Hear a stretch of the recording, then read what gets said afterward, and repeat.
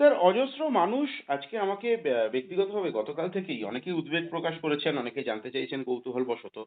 যে ফিরদৌস শামীম বিশিষ্ট আইনজীবী এবং আপনার জুনিয়র, আপনার অনেক মামলার সহকর্মী। তিনি আ একটি ঘটনায় তিনি অভিযুক্ত এবং গতকাল নাকি আদালত তার আগাম জামিনের খারিজ করে দিয়েছে। আগাম জামিনের আবেদন খারিজ করে দিয়েছে। আর্জি খারিজ করে দিয়েছে। আপনি কি বলবেন স্যার? যারা বলছেন তারা তো আইনও বোঝেন না। এখন আইন জানে, আইন বোঝা কোনো মানুষ এই ধরনের প্রলাপ বকবেন না। সুতরাং কারা কি বলছে এই সমস্ত অর্বাচীন লোকেদের প্রলাপ মন্তব্য নিয়ে আলোচনা করাটাও বোধহয় তাদের বেশি গুরুত্ব দিয়ে দেওয়া হয়। স্যার বিষয়টা ঠিক কি? মানে আদালত কি জানিয়েছেন? আদালত যথেষ্ট স্পষ্টভাবেই তাকে আগাম জামিন দিয়েছেন। এখন প্রথাগত দিক থেকে যেহেতু যিনি অভিযোগকারিনী তার আইনজীবী পিটিশনের কপি চেয়েছেন, সেই জন্যই তাকে পিটিশনের কপি নির্দেশ দেওয়া হয়েছে এবং যেহেতু তাকে শুনবেন সে শোনবার প্রথাগত দিক থেকে একটা নির্দিষ্ট দিন স্থির করেছেন। ইতিমধ্যে পরিষ্কার আগাম জামিন তাকে দেওয়া হয়েছে। স্যার আমরা যতদূর জানতে পারছি, আপনি ভুল হলে অবশ্যই বলবেন স্যার, যে ৩১শে মার্চ পর্যন্ত কোনোভাবে পুলিশ ফিরদৌস শামীমকে অ্যারেস্ট করতে পারবেন না বা কোনো হয়রানি করতে পারবে না। সেটাই তো এরকমটাই আগাম কি জামিন। আদালতের নির্দেশ? হ্যাঁ, সেটাই তো আগাম জামিন। তাহলে আগাম জামিন হলো না কেন বলা হচ্ছে? যারা বলছেন, ওই যে বললাম, যারা কিছু বোঝেন না, জানেন না, যাদের উদ্দেশ্য হচ্ছে কুৎসা করা, তারাই এসব করবেন।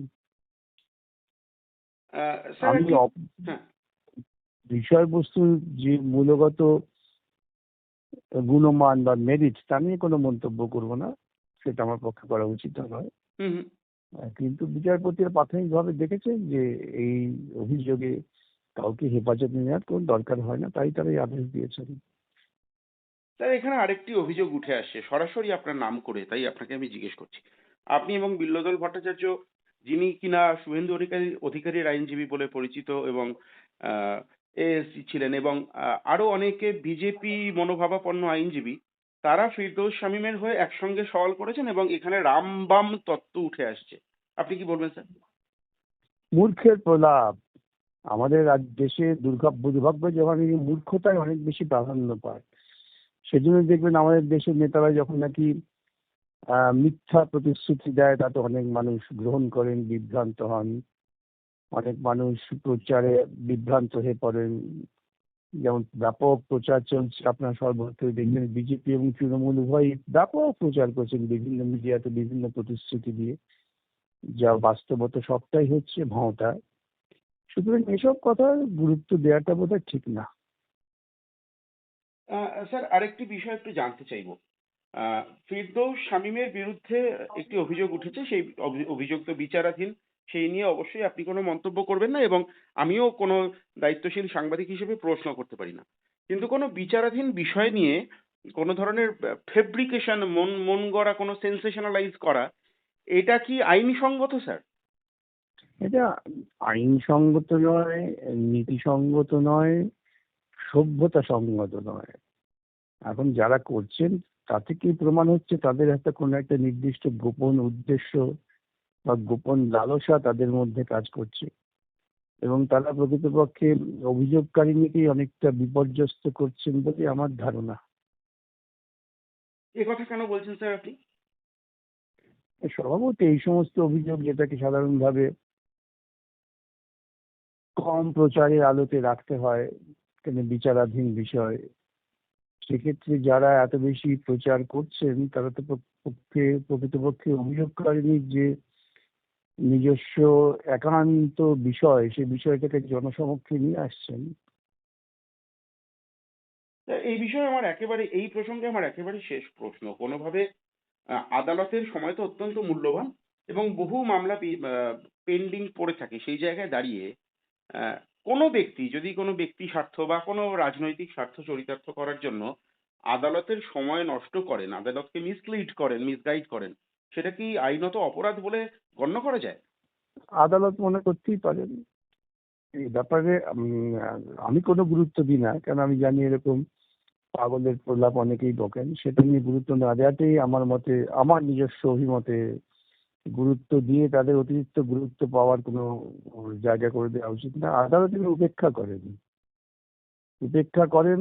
সর্বোচ্চ সেখানে আদালতের যে বোঝ, তাদের যে মান, তাদের যে সম্মান, সেটা এত উচ্চ স্তরের যে তারা এই সমস্ত ছোটখাটো বিষয় নিয়ে আদৌ গুরুত্ব দেন না। এবং আপনাদের মনে থাকতে পারে, এটা রিপোর্টেড কেস। এ রাজ্যের মুখ্যমন্ত্রী বলেছিলেন যে টাকা দিয়ে বিচার কেনা যায়। আমি হুম। তার বিরুদ্ধে ক্রিমিনাল কন্টেম্পট, সর্বোচ্চ অপরাধযোগ্য আদালত অবমাননার মামলা করেছিলাম। কলকাতা হাইকোর্ট তারা বিভিন্ন বিষয়ে আলোচনা করে বলেছেন যে এই পদে যারা আছেন তাদের একটু বোধ বুদ্ধি প্রয়োগ করে কথাবার্তা বলা উচিত। এর থেকে আর বেশি আদালত কি বলবেন? সুতরাং যাদের ওই দলের বা ওই আদর্শে প্রাণিত যারা, তারা স্বভাবতই আবোল তাবোল কথা বলতে অভ্যস্ত। সেক্ষেত্রে আদালত কেন, যে কোনো মানুষ উপেক্ষা করবেন? আপনি যখন রাস্তা দিয়ে হাঁটেন, যদি কোনো পাগল কিছু বলে, আপনি কি তার উত্তর দেন নাকি? নাকি মনে করেন তার উত্তর দেওয়াটা খুব প্রয়োজন?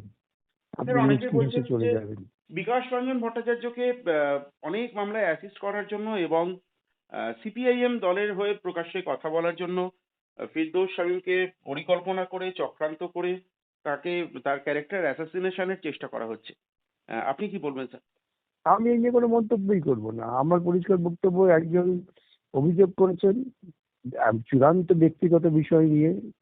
সেই ব্যক্তিগত বিষয় নিয়ে অভিযোগ বিচারাধীন আছে, বিচারপতি তা ঠিক করবে। এ নিয়ে প্রকাশ্যে আলোচনা করাটাই উচিত না আমার মতে। স্যার, এবার একটা অন্য অন্য প্রসঙ্গে যাব স্যার। অনেকে মজা করছে, আপনিও হয়তো দেখেছেন ফেসবুকে মিম ঘুরে বেড়াচ্ছে। অনেকে কেন্দ্রীয় সরকারকে সাধুবাদ জানাচ্ছেন যে যেভাবে গ্যাসের দাম বাড়ছে এবং যেভাবে গ্যাসের আকাল দেখা দিয়েছে সিলিন্ডারের, গ্যাস সিলিন্ডারের, চাউমিন বিরিয়ানির মতো ফাস্ট ফুড মানুষের পেটে যাচ্ছে না, মানুষ সুস্থ থাকবে, তাই কেন্দ্রীয় সরকারকে সাধুবাদ। মিম বানানো হচ্ছে, ব্যঙ্গ করা হচ্ছে। কিন্তু এই যে বিপর্যয় নেমে আসছে, আপনি এটাকে একজন সাংসদ হিসেবে কিভাবে দেখছেন স্যার? কিন্তু চূড়ান্ত বিপর্যয়, ভারতবর্ষের পররাষ্ট্রনীতির চূড়ান্ত ব্যর্থতার একটা কুফল আমাদের ভুগতে হচ্ছে। যে ইরান আমাদের ধারাবাহিকভাবে বন্ধু, সেই ইরানের বিরুদ্ধে দাঁড়িয়ে আমরা একজন যুদ্ধ অপরাধীকে গলায় জড়িয়ে ধরলাম। সেই দেশকে আমরা বললাম আমাদের পিতৃভূমি, এবং আমি কার থেকে তেল কিনবো না কিনবো সেটা ঠিক করে দিচ্ছেন একজন বিদেশের রাষ্ট্রপ্রধান। তো ভারতবর্ষ তার যে স্বকীয় মর্যাদা, এটা একেবারে যাকে বলা হয় সারেন্ডার করে দিয়েছেন। বাংলা কথা আমি কি বলবো, সম্পূর্ণ আত্মসমর্পণ করে দিয়েছেন ভারতবর্ষের সার্বভৌমত্ব এবং আত্মগরিমাকে। যার ফলে এই সমস্যা, যদি আজকে আমরা স্পষ্ট আমাদের অবস্থান রাখতাম ইসরায়েলের গণহত্যার বিরুদ্ধে, তাহলে তো হরমুজ দিয়ে আমাদের তেল আসতে কোনো বাধা ছিল না। পরিষ্কার তো বলছেন ইরান যে যারা এই দুঃসময়ে যুদ্ধবাজদের পক্ষে, তাদের আমরা কিছুতেই অনুমতি দেবো না। সেক্ষেত্রে দুর্ভাগ্যজনকভাবে ভারতবর্ষের বর্তমান নেতৃত্ব নিজেদের ওই কলঙ্কের সঙ্গে শরিক করে ফেলেছেন। তাই আজকে যে সমস্যা, সে সমস্যার জন্য সম্পূর্ণ দায় ভারতবর্ষের পররাষ্ট্রনীতি, প্রধানমন্ত্রীর ঔদ্ধত্য এবং একজন যুদ্ধাপরাধীকে আলিঙ্গন করে সেই দেশকে নিজের পিতৃভূমি বলার মতো স্পর্ধা যিনি দেখিয়েছেন, তাকেই দায়িত্ব নিতে হবে। স্যার, এখানে আরেকটা এর সঙ্গে সম্পর্কিত প্রশ্ন এবং যার সঙ্গে সরাসরি আপনি সম্পর্কিত। ডিএ, ডিয়ারনেস অ্যালাওয়েন্স, যেটা এআইসিপিআই এর ওপরে নির্ভর করে, যেটা বাড়ানোর কথা বলা হয়েছিল রোপা রুল 2009-এ, অর্থাৎ all India consumer price index. সেই জায়গায় দাঁড়িয়ে তেলের দাম, পেট্রোপণ্যের দাম বাড়ছে, মানুষের ব্যয়ভার বাড়বে, কিন্তু ডিএ এখনো পর্যন্ত ভোটের আগেও দেওয়ার কোনো উচ্চবাচ্য করছেন না রাজ্য সরকার। আদালতে সময় কেনার চেষ্টা করছেন। কিভাবে দেখছেন? মানে এই রাজ্য সরকার তো কোনো নীতিভিত্তিক দাবিকে অগ্রাধিকার দেবেন না, কেন তারা তো নির্ভর করে অনৈতিকতার উপরে। যার ফলে তারা এই নীতিভিত্তিক যে দাবি, যে দাবির পেছনে সাংবিধানিক যৌক্তিকতা আছে, তাকে তো তারা গুরুত্ব দেবেন না। তারা বরং অনেক বেশি অনুদান নির্ভর করে ভারতবর্ষের বা পশ্চিমবঙ্গের অসহায় মানুষের ভোট কেনার পরিকল্পনা করবেন। এটাও তো এক ধরনের দুর্নীতি। দুর্নীতি মানে কি শুধু হাত পেতে টাকা নেওয়া? দুর্নীতি মানে তো হচ্ছে সমগ্র সমাজকে কলুষিত করার যে পরিকল্পনা, সে যেভাবেই হোক না কেন, সেটাই দুর্নীতি। এরা এই দুর্নীতিকে লালন করেন। স্যার, আমি আর দুটো মাত্র প্রশ্ন করব। মুখ্যমন্ত্রী তার ধর্ণা মঞ্চ থেকে কেন্দ্রীয় সরকারের উদ্দেশ্যে বললেন যে টাকা দিয়ে কি ভোট কেনা যায়? টাকা তো মানুষের উদ্দেশ্যে বললেন, টাকা তো আপনারই টাকা আপনাকে দিচ্ছে, তাহলে তা দিয়ে ভোট কেনার কথা কেন ভাবছেন? সেক্ষেত্রে সেই মুখ্যমন্ত্রী কি জন্য নিজের একাধিক প্রকল্প বা নিজের রাজ্য সরকারের প্রণীত করা একাধিক প্রকল্পের বিজ্ঞাপন করে ভোট পাওয়ার চেষ্টা করছেন? শুনুন, ওটা তো মুখ ফসকে বলে ফেলেছেন এবং সত্য কথাটা বলে ফেলেছেন যে উনিও টাকা দিয়ে ভোট কিনতে চান। এখন সেই টাকার প্রতিযোগিতায় ইলেকট্রাল বন্ডে বিজেপি পেয়েছে বোধহয় 12,000 না 13,000 কোটি টাকা, উনি সেখানে পেয়েছেন বোধহয় 1200-1300 কোটি টাকা। সুতরাং 3,000 কোটি টাকা, হ্যাঁ, কম বেশি, হ্যাঁ। হ্যাঁ, এই টাকার প্রতিযোগিতা তো হেরে যাবে তো। যদিও দুপক্ষই একই পরিকল্পনা করছে, কিন্তু একটা তো আপাত বিরোধিতা দেখাতে হবে, তাই এই সমস্ত গল্প করছেন। স্যার, সেই জায়গায় দাঁড়িয়ে আমার একেবারে শেষ প্রশ্ন। আপনার দলের রাজ্য কমিটির পক্ষ থেকে একটি চিঠি নির্বাচন কমিশনকে, যেটার ভূমিকাটা আমি স্যার সামান্য দর্শকের জন্য পড়ে শোনাচ্ছি। এই চিঠি দেওয়ার কি কারণ, আমি আপনার কাছে একটু গুরুত্বটা বোঝার চেষ্টা করব। ইলেকশন কমিশনার অফ ইন্ডিয়াকে দেওয়া হয়েছে। আহ, ভারতের কমিউনিস্ট পার্টি মার্কসবাদী পশ্চিমবঙ্গ রাজ্য কমিটির পক্ষ থেকে আমি আপনাকে লিখছি গভীর উদ্বেগ ও হতাশা প্রকাশ করার জন্য, এবং 9ই মার্চ 2026 তারিখে নির্বাচন কমিশনের জারি করা বিবৃতির বিরুদ্ধে আনুষ্ঠানিক প্রতিবাদ জানাতে। ওই বিবৃতিতে বলা হয়েছে, অধিকাংশ রাজনৈতিক দল স্পেশাল সামারি রিভিশনকে সর্বসম্মতভাবে প্রশংসা করেছে। সরলভাবে বলতে গেলে এই দাবি বাস্তব ঘটনার সম্পূর্ণ ভুল উপস্থাপনা। নির্বাচন কমিশন এখানে বলছেন যে অধিকাংশ দলই নাকি এসআইআর এই যে প্রক্রিয়া তাকে সমর্থন করছেন, প্রশংসা করছেন, কিন্তু কোন দল সেটা জানতে চেয়ে চিঠি দেওয়া হচ্ছে। নির্বাচন কমিশন দলের নাম প্রকাশ করছেন না কেন স্যার? দেখুন, এই নির্বাচন কমিশন বলুন, আমি বহু মিডিয়াতে বলেছি, প্রধানমন্ত্রী বলুন, মুখ্যমন্ত্রী বলুন, এরা কেউই সাংবিধানিক দায়বদ্ধতার প্রতি সততার প্রমাণ দিচ্ছেন না। এরা দুর্ভাগ্যজনকভাবে ভারতবর্ষের যে সংবিধানের মর্যাদা সেটাকে নষ্ট করছেন, তাই এই সমস্ত আবোল তাবোল কথা বলছেন।